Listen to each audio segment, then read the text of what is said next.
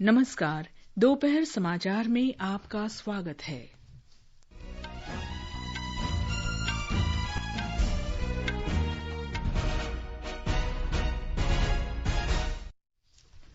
प्रधानमंत्री नरेंद्र मोदी आज से गुजरात के 2 दिन के दौरे पर।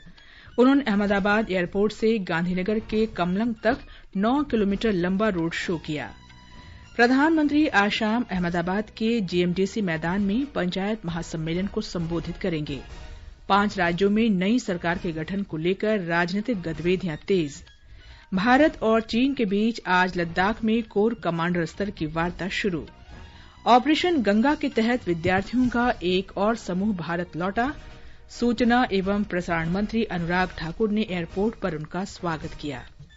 अमरीकी उपराष्ट्रपति कमला हैरिस ने कल पोलैंड के प्रधानमंत्री मोतियुश मोरायोव्स्की से मुलाकात कर यूक्रेन के सीमावर्ती नेटो देशों के समर्थन के संकेत दिए।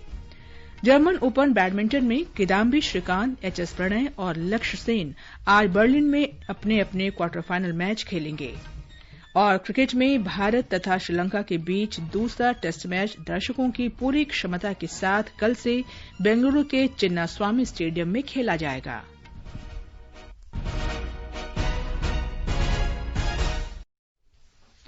दोपहर समाचार में अतहर सईद के साथ मैं कनकलता। श्रोताओं से अपील है कि कोविड से सुरक्षित रहने के लिए कृपया 4 आसान उपायों का पालन अवश्य करें। पूर्ण टीकाकरण कराएं, मास्क लगाएं, 2 गज की सुरक्षित दूरी बनाए रखें, हाथ और चेहरा साफ रखें। और अब समाचार विस्तार से।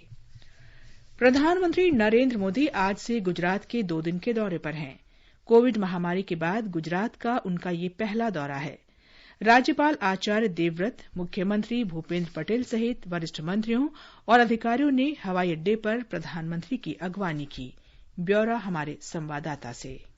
गांधीनगर में प्रदेश मुख्यालय कमलम पहुंचने के बाद प्रधानमंत्री श्री नरेंद्र मोदी ने 400 से अधिक पक्ष के वरिष्ठ नेता और कार्यकरों से बैठक की। इससे पहले अहमदाबाद हवाई अड्डे से लेकर कमलम तक के 9 किलोमीटर लंबे रोड शो के दौरान प्रधानमंत्री का गर्मजोशी से स्वागत किया गया। भाजपा के करीब 1 लाख कार्यकर्ताओं द्वारा मानव श्रृंखला बनाई गई। श्री मोदी ने रोड शो के दौरान फूलों से सजाई खुली जीप में यात्रा की। यूक्रेन संकट से सुरक्षित वापस लाए गए छात्र और उनके अभिभावक भी श्री मोदी के स्वागत के लिए उपस्थित थे। श्री मोदी आज शाम अहमदाबाद के जीएमडीसी मैदान में महापंचायत सम्मेलन को संबोधित करने वाले हैं। इस महापंचायत सम्मेलन में 1 लाख से अधिक जिला, तालुका और नगर निगम के निर्वाचित प्रतिनिधियों के साथ राज्य की सभी महिला सरपंचें भी उपस्थित रहने वाली है। योगेश पंड्या, आकाशवाणी समाचार, अहमदाबाद।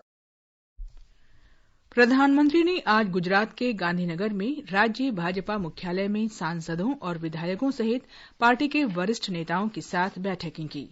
सूत्रों के अनुसार गुजरात में आगामी राज्य विधानसभा चुनाव को देखते हुए ये बैठक महत्वपूर्ण है। गुजरात में इस साल दिसंबर तक चुनाव होने हैं। 5 राज्यों उत्तर प्रदेश, उत्तराखंड, मणिपुर, गोवा और पंजाब में नई सरकार के गठन को लेकर राजनीतिक गतिविधियां तेज हो गई हैं। मणिपुर में विधानसभा चुनाव में भारतीय जनता पार्टी की शानदार जीत के बाद से सरकार गठन की गतिविधियां जोरों पर हैं। भाजपा ने आज सुबह इम्फाल में पार्टी कार्यालय में चर्चा की। मणिपुर प्रदेश पार्टी प्रभारी संबित पात्रा के पार्टी के राष्ट्रीय नेताओं से मिलने के लिए आज इम्फाल से दिल्ली रवाना होने की संभावना है। मणिपुर विधानसभा का कार्यकाल 19 मार्च को समाप्त हो रहा है। केंद्रीय मंत्री और भारतीय जनता पार्टी के वरिष्ठ नेता पीयूष गोयल और धर्मेंद्र प्रधान को उत्तराखंड में भाजपा विधायक दल का नेता चुनने के लिए पर्यवेक्षक बनाया गया है। वे विधायक दल की बैठक में भाग लेने के लिए जल्द ही देहरादून पहुंचेंगे। इस बीच मुख्यमंत्री पुष्कर सिंह धामी ने राज्यपाल को अपना इस्तीफा सौंप दिया है। वे खटीमा से अपनी सीट नहीं बचा पाए।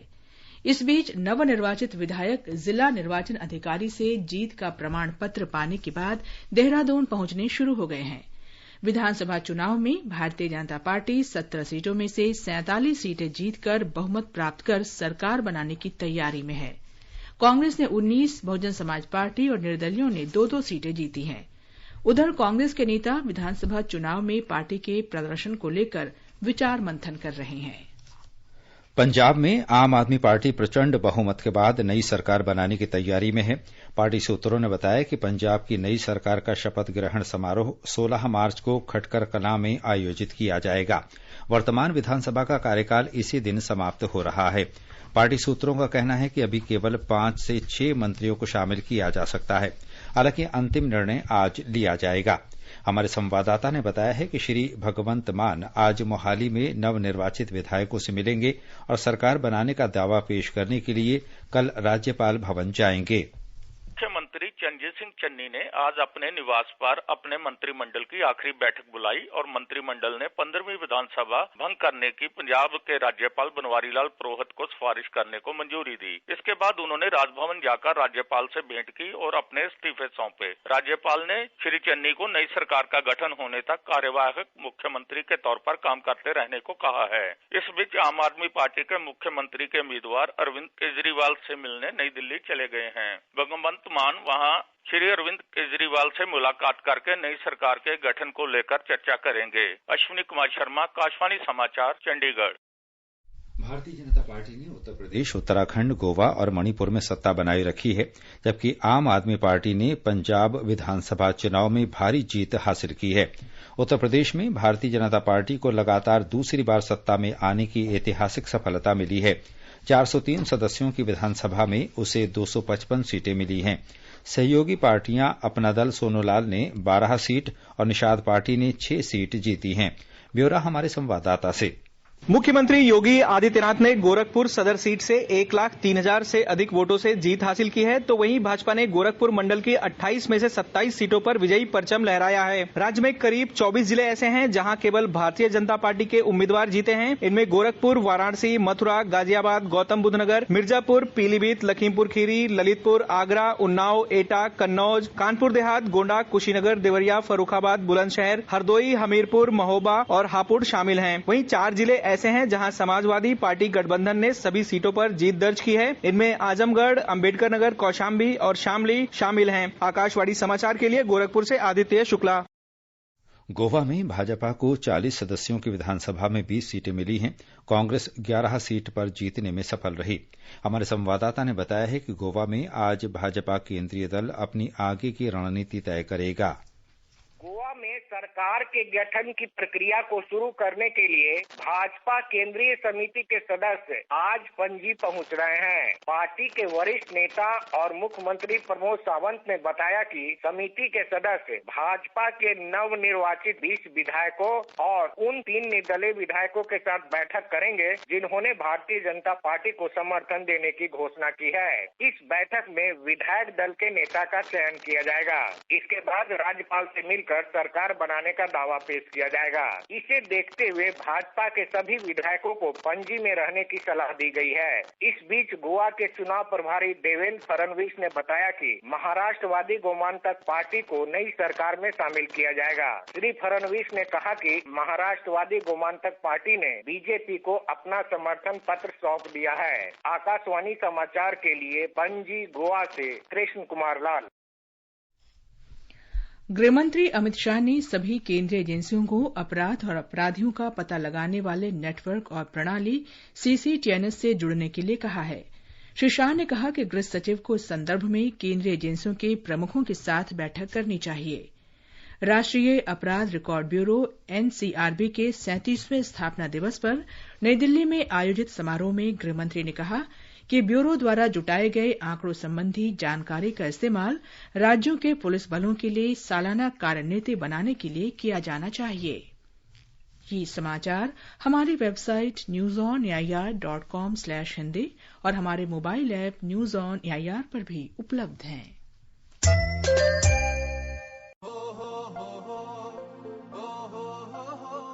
अब गांव-गांव और खेत-खेत की बात है कुछ निराली।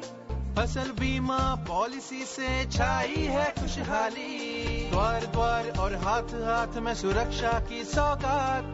गर्व से बोल रहे हैं सभी किसान, मेरी पॉलिसी मेरे हाथ। आजादी के अमृत महोत्सव पर हम देश के किसानों को दे रहे हैं सुरक्षा की सौगात। प्रधानमंत्री फसल बीमा पॉलिसी अब आपके हाथ। और पॉलिसी को बीमित किसानों के द्वार तक पहुंचाने के लिए हमने फसल बीमा पॉलिसी वितरण कार्यक्रम का किया है शुभारंभ।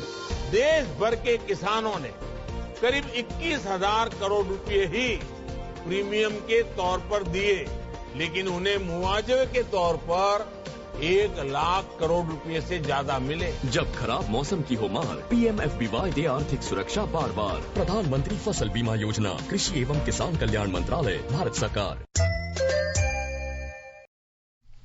दोपहर समाचार में आपका फिर स्वागत है। भारत और चीन के बीच कोर कमांडर स्तरीय वार्ता का 15वां दौर आज सुबह 10 बजे शुरू हुआ। General officer commanding lieutenant general Anind Sengupta Chushul Moldo सीमा चौकी के भारतीय हिस्से में पीपल्स लिबरेशन आर्मी के साथ बातचीत में भारतीय प्रतिनिधिमंडल का नेतृत्व कर रहे हैं। ब्यौरा हमारे संवाददाता से।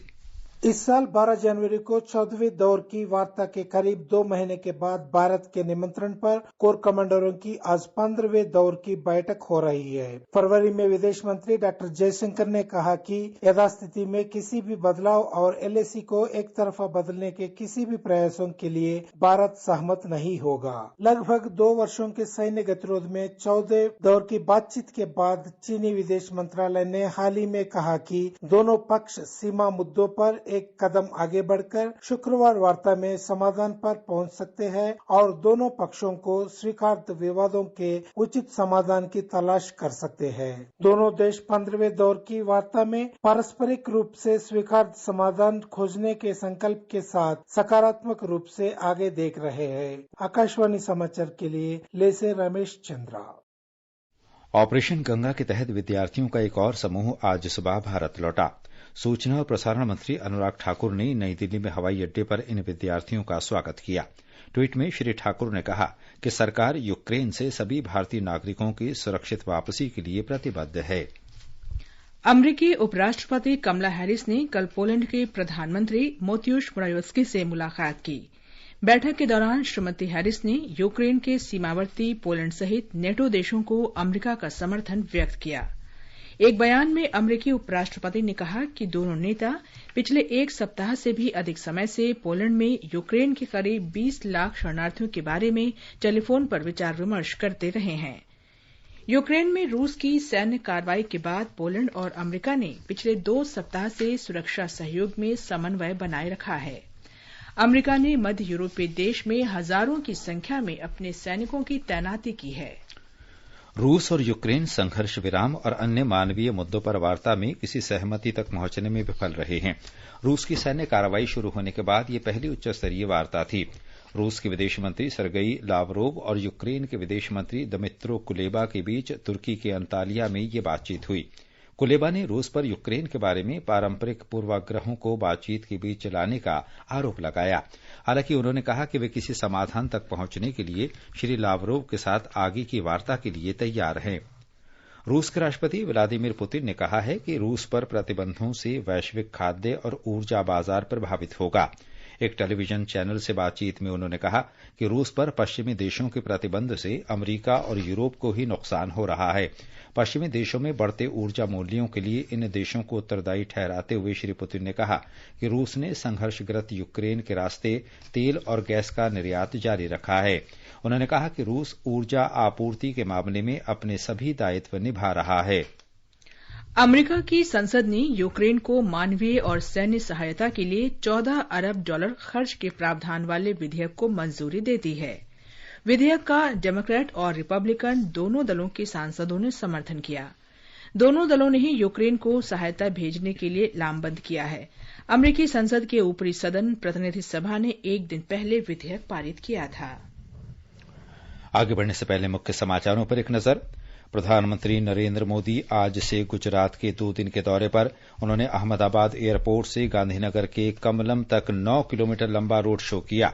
प्रधानमंत्री आज शाम अहमदाबाद के GMDC मैदान में पंचायत महासम्मेलन को संबोधित करेंगे। 5 राज्यों में नई सरकार के गठन को लेकर राजनीतिक गतिविधियां तेज। भारत और चीन के बीच आज लद्दाख में कोर कमांडर स्तर की वार्ता शुरू। ऑपरेशन गंगा के तहत विद्यार्थियों का एक और समूह भारत लौटा। सूचना और प्रसारण मंत्री अनुराग ठाकुर ने एयरपोर्ट पर उनका स्वागत किया। अमेरिकी उपराष्ट्रपति कमला हैरिस ने कल पोलैंड के प्रधानमंत्री मोतियुश मोरावित्स्की से मुलाकात कर यूक्रेन के सीमावर्ती नेटो देशों के समर्थन के संकेत दिए। जर्मन ओपन बैडमिंटन में किदाम्बी श्रीकांत, HS प्रणय और लक्ष्य सेन आज बर्लिन में अपने क्वार्टर फाइनल मैच खेलेंगे। और क्रिकेट में भारत और श्रीलंका के बीच दूसरा टेस्ट मैच दर्शकों की पूरी क्षमता के साथ कल से बेंगलुरु के चिन्नास्वामी स्टेडियम में खेला जाएगा। लोकसभा अध्यक्ष ओम बिरला ने कहा है कि आर्थिक और प्रौद्योगिकी विकास तथा नवाचार के साथ भारत तेजी से बदल रहा है। इसमें युवाओं का सबसे बड़ा योगदान है। संसद के सेंट्रल हॉल में राष्ट्रीय युवा संसद महोत्सव के समापन समारोह में श्री बिरला ने कहा कि इस बदलते दौर में भारत युवा शक्ति के साथ विश्व गुरु बनेगा। उन्होंने कहा कि भारतीय महिलाएं विभिन्न क्षेत्रों में आगे बढ़ रही हैं। ये पुरस्कार हम सबको नई प्रेरणा देता है, नए कार्य को करने के लिए उत्साह देता है और ये संयोग है कि हम कहते हैं कि भारत बदलता देश है और उस बदलते देश के अंदर महिलाओं का, युवा महिलाओं का बहुत बड़ा योगदान है। आज मुझे हर क्षेत्र में दिखता है। इस अवसर पर युवा मामले और खेल मंत्री अनुराग ठाकुर ने बताया कि इस वर्ष राष्ट्रीय युवा संसद महोत्सव में देश भर से 2,44,000 से अधिक युवाओं ने भाग लिया। श्री ठाकुर ने कहा कि युवाओं की विचारधारा ही समाज में बदलाव ला सकती है। सभी युवाओं के लिए ये यादगारी क्षण भी रहेंगे, इतिहास का हिस्सा भी हैं। लेकिन मेरा व्यक्तिगत रूप से मानना है ये तो शुरुआत का प्लेटफॉर्म है, अभी तो लंबा रास्ता आपको चलना है। हमारे संवाददाता ने प्रथम पुरस्कार पाने वाली भोपाल की रागेश्वरी अंजना से बात की। NSS, NYK और मिनिस्ट्री का धन्यवाद देना चाहूंगी कि इतना सुंदर हमें एक प्लेटफॉर्म दिया गया। मेरा टॉपिक नेशनल्स के लिए था patriotism and nation building. UT से 3 जो पार्टिसिपेंट्स यहाँ पे थे और इससे पहले शायद नॉर्थ ईस्ट के मेरे फ्रेंड्स नहीं थे उतना। मैं कश्मीरी, पंजाबी, मध्य प्रदेश की हूँ तो उतना मुझे जानने का अवसर प्राप्त नहीं हुआ। तो यहाँ पर आके एक प्रकार से मैं कह सकती हूँ कि अब मेरे कॉन्टैक्ट्स में संपूर्ण भारत हो गए, तो निश्चित रूप से बहुत सुंदर है एक्सपीरियंस। दूसरा पुरस्कार राजस्थान के डूंगरपुर के सिद्धार्थ जोशी को मिला है। आजादी का अमृत महोत्सव के अंतर्गत आइए अब सुनते हैं आकाशवाणी की विशेष प्रस्तुति आजादी का सफर। आजादी का अमृत महोत्सव।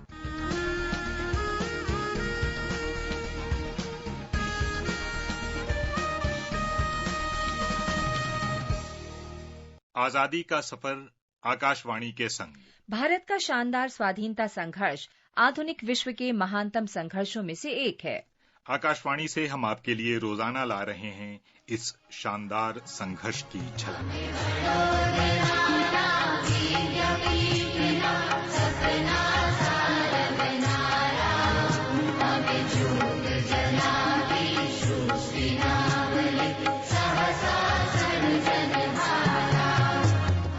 आज हम सयाजी राव गायकवाड़ तृतीय का स्मरण कर रहे हैं।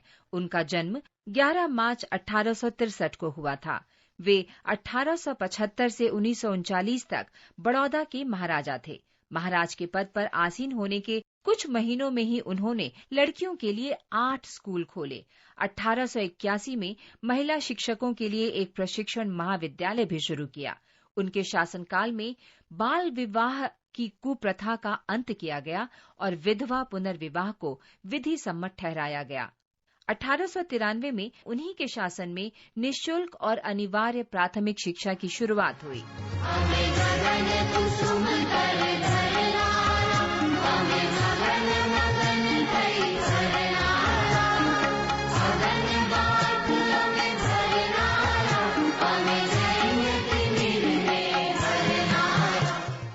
महाराज सयाजी राव के संरक्षण में उस समय की सर्वश्रेष्ठ प्रतिभाओं को आगे आने का अवसर मिला। इसका बड़ा उदाहरण चित्रकार राजा रवि वर्मा थे, जिनके चित्रों की पहली प्रदर्शनी बड़ौदा पैलेस में लगी थी। सयाजी राव ने विदेश में डॉक्टर BR आम्बेडकर की कॉलेज शिक्षा में भी पूरा सहयोग दिया। उन्होंने महान समाज सुधारक ज्योतिराव फुले को भी वित्तीय सहायता भेजी। सयाजी राव ने रेलवे नेटवर्क के विस्तार, जल प्रणाली संबंधित निर्माण कार्य और व्यावसायिक बैंकों को मजबूत बनाए जाने पर भी जोर दिया।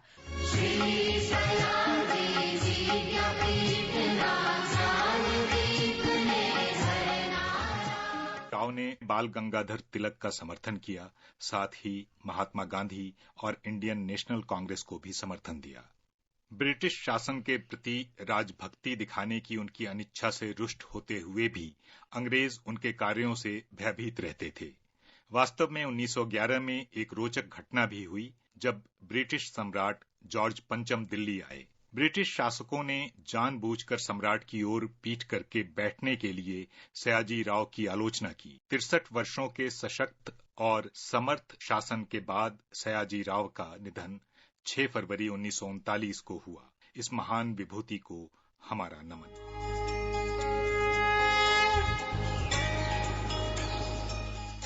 आज हम स्वतंत्रता सेनानी चंद्रभानु गुप्त का भी स्मरण कर रहे हैं।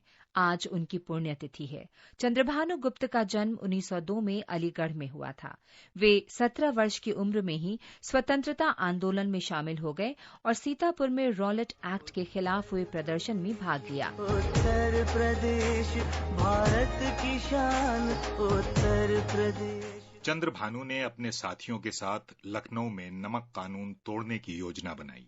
चंद्रभानु और उनके समर्थक अमीनाबाद के गूंगे नवाब पार्क में एकत्र हुए और अंग्रेज विरोधी नारे लगाते हुए उन्होंने नमक कानून तोड़ा। पुलिस ने इन लोगों को गिरफ्तार कर लिया। मुकदमे के बाद चंद्रभानु गुप्त और उनके साथी जेल भेज दिए गए। आजादी के बाद वे 3 बार उत्तर प्रदेश के मुख्यमंत्री बनाए गए। चंद्रभानु गुप्त ने 11 मार्च 1980 को नई दिल्ली में अंतिम सांस ली। वंदे मातरम, वंदे मातरम।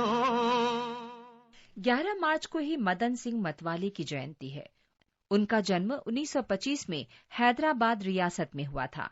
उन्होंने देश की स्वतंत्रता और भारत के साथ हैदराबाद के विलय के लिए संघर्ष किया। वंदे मातर गीतम वरस मारुतुन्नदी, वंदे मातर गीतम वरस मारुतुन्नदी, तरम मारुतुन्नदी, आसरम मारुतुन्नदी।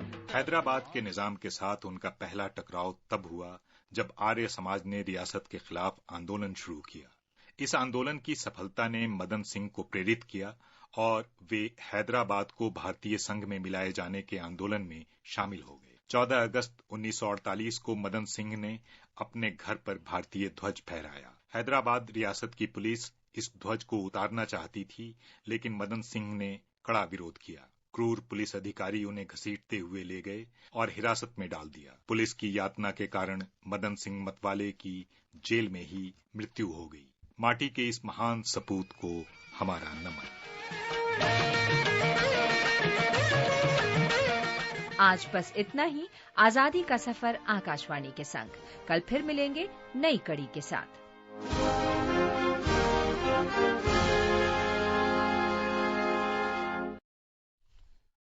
संस्कृति संदेश समर्पित है पराक्रमी योद्धा पृथ्वीराज चौहान को।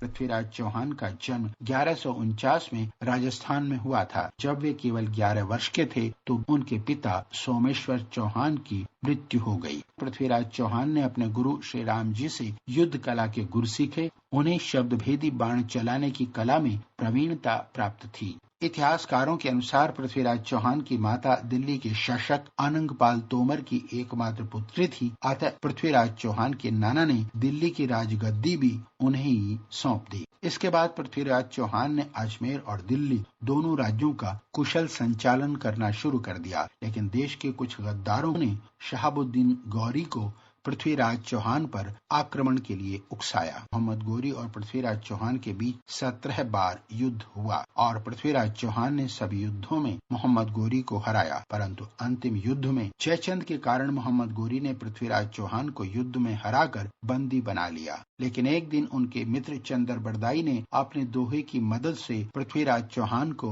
गौरी की उपस्थिति का संकेत दे दिया। चौहान ने शब्द भेदी बाण चलाने की विद्या का लाभ लेते हुए मोहम्मद गौरी को मौत के घाट उतार दिया। इसके बाद दोनों मित्रों ने भी अपने जीवन का सर्वोच्च बलिदान दे दिया। ये समाचार आकाशवाणी से प्रसारित किए जा रहे हैं। ताज़ा समाचार जानने के लिए आप हमारे Twitter handle @AIR News Hindi को फॉलो कर सकते हैं। अपने बिजनेस को बढ़ाने के लिए लीजिए आकाशवाणी का सहयोग और दीजिए उसे बुलंदियों के पंख। आपका बिजनेस लोकल है या राष्ट्रीय, आकाशवाणी देती है उपभोक्ताओं तक पहुंचने का हर विकल्प। और अब तो आप घर, दफ्तर या दुकान पर बैठे बैठे कर सकते हैं आकाशवाणी के किसी भी केंद्र के लिए विज्ञापनों की बुकिंग। आकाशवाणी के विभिन्न चैनलों पर विज्ञापन देना सुलभ और सस्ता। बुकिंग है तो संपर्क करें 8700014242 पर। 8700014242। ये आकाशवाणी है। देश में अब तक 179 करोड़ 72 लाख से अधिक कोविड रोधी टीके लगाए जा चुके हैं। स्वास्थ्य और परिवार कल्याण मंत्रालय ने बताया कि कल 16,73,000 से अधिक टीके लगाए गए। स्वस्थ होने की दर अब 98.70% है। आयुष मंत्री सर्बानंद सोनोवाल ने कहा है कि भारत पारंपरिक चिकित्सा से जुड़े सभी मामलों का नेतृत्व कर रहा है। वे दिल्ली में आयुर्वेद आहार स्वस्थ भारत का आधार पर एक राष्ट्रीय संगोष्ठी में बोल रहे थे। श्री सोनोवाल ने वैश्विक स्तर पर योग और आयुष के बारे में जागरूकता फैलाने के प्रयासों के लिए प्रधानमंत्री नरेंद्र मोदी के प्रति आभार व्यक्त किया। रेलवे ने यात्रियों को राहत देते हुए तुरंत प्रभाव से रेलगाड़ियों में कंबल, चादर और पर्दों की आपूर्ति पर प्रतिबंध हटाने का निर्णय लिया है। ये प्रतिबंध कोविड महामारी के कारण लगाए गए थे। उत्तर रेलवे के मुख्य जनसंपर्क अधिकारी दीपक कुमार ने बताया कि रेलवे एक बार फिर यात्रियों को हर सुविधा देने के लिए काम कर रहा है। कि बहुत दिनों से इसकी डिमांड चल रही थी। जब से कोविड महामारी फैली थी के दौरान हम लोगों ने ऐसे प्रिकॉशनरी मेजर इसको बंद किया था, क्योंकि उसमें संक्रमण का ज्यादा खतरा होता है। तो इसमें उसको बंद किया गया था। जैसे जैसे कोविड की सिचुएशन थोड़ी बेटर हो रही है और इसमें बहुत ज्यादा डिमांड थी लोगों की कि ब्लैंकेट और बेडरोल है वो ट्रेन के अंदर वापस किया जाए, उसी के अंदर ये डिसीजन लिया गया है। Now that bedroll and linear will be provided in the train. Telangana की राज्यपाल डॉक्टर तमिलिसाई सौंदरराजन ने आज अंतर्राष्ट्रीय महिला दिवस के उपलक्ष्य में आयोजित कार्यक्रमों का शुभारंभ किया। इन कार्यक्रमों का आयोजन चेन्नई के पत्र सूचना कार्यालय और क्षेत्रीय जनसंपर्क ब्यूरो ने किया है। समारोह को संबोधित करते हुए राज्यपाल ने महिलाओं को जीवन के सभी क्षेत्रों में अपने अधिकारों को प्राप्त करने के लिए प्रोत्साहित किया। रक्षा बलों में सेवारत महिलाओं की सराहना करते हुए उन्होंने पुत्री और पुत्र का समान रूप से पालन पोषण करने में अभिभावकों की भूमिका के बारे में बताया, ताकि बालिकाओं और महिलाओं को बराबर सम्मान मिल सके। राज्यपाल ने बताया कि आर्थिक सशक्तिकरण एक ऐसा साधन है जो महिलाओं को सम्मान के साथ स्वतंत्र जीवन जीने में मदद करता है। जर्मन ओपन बैडमिंटन टूर्नामेंट में आज भारत के किदाम्बी श्रीकांत, एचएस प्रणय और लक्ष्य सेन अपने अपने क्वार्टर फाइनल मुकाबले खेलेंगे। श्रीकांत का सामना डेनमार्क के विक्टर एक्सेलसन से होगा। दूसरे क्वार्टर फाइनल में भारत के ही एचएस प्रणय और लक्ष्य सेन आमने सामने होंगे। भारत और श्रीलंका के बीच दूसरा क्रिकेट टेस्ट मैच कल से बेंगलुरु में शुरू हो रहा है। कर्नाटक राज्य क्रिकेट संघ ने बताया कि दिन रात के इस मैच में चिन्नास्वामी स्टेडियम दर्शकों के लिए पूरी क्षमता से खुलेगा। पहले केवल 50% दर्शकों के आने की अनुमति दी गई थी। जनवरी 2020 में भारत और ऑस्ट्रेलिया के बीच तीसरे एक दिवसीय मैच के बाद से चिन्नास्वामी स्टेडियम में पहली बार कोई अंतर्राष्ट्रीय मैच आयोजित किया जा रहा है। और अब एक नजर आज के मौसम पर। राष्ट्रीय राजधानी दिल्ली में आज तेज हवाएं चलेंगी। मुंबई और चेन्नई में आज आंशिक रूप से बादल छाए रहेंगे। कोलकाता में आसमान साफ रहेगा। श्रीनगर, जम्मू और मुजफ्फराबाद में आसमान साफ रहेगा। लेह और गिलगित आंशिक रूप से बादल छाए रहेंगे। पूर्वोत्तर में गुवाहाटी, शिलंग, आइजोल, कोहिमा, ईटानगर, इम्फाल और गैंगटोक में आसमान साफ रहेगा। अंत में मुख्य समाचार एक बार फिर। प्रधानमंत्री नरेंद्र मोदी आज से गुजरात के 2 दिन के दौरे पर। उन्होंने अहमदाबाद एयरपोर्ट से गांधीनगर के कमलम तक 9 किलोमीटर लंबा रोड शो किया। प्रधानमंत्री आज शाम अहमदाबाद के जीएमडीसी मैदान में पंचायत महासम्मेलन को संबोधित करेंगे। 5 राज्यों में नई सरकार के गठन को लेकर राजनीतिक गतिविधियां तेज। भारत और चीन के बीच आज लद्दाख में कोर कमांडर स्तर की वार्ता शुरू। ऑपरेशन गंगा के तहत विद्यार्थियों का एक और समूह भारत लौटा। सूचना एवं प्रसारण मंत्री अनुराग ठाकुर ने एयरपोर्ट पर उनका स्वागत किया। अमेरिकी उपराष्ट्रपति कमला हैरिस ने कल पोलैंड के प्रधानमंत्री मोतियुश मोरावियत्स्की से मुलाकात कर यूक्रेन के सीमावर्ती नेटो देशों के समर्थन के संकेत दिए। जर्मन ओपन बैडमिंटन में किदाम्बी श्रीकांत, एचएस प्रणय और लक्ष्य सेन आज बर्लिन में अपने क्वार्टर फाइनल मैच खेलेंगे और क्रिकेट में भारत तथा श्रीलंका के बीच दूसरा टेस्ट मैच दर्शकों की पूरी क्षमता के साथ कल से बेंगलुरु के चिन्नास्वामी स्टेडियम में होगा। इसके साथ ही दोपहर समाचार का ये अंक समाप्त हुआ। नमस्कार।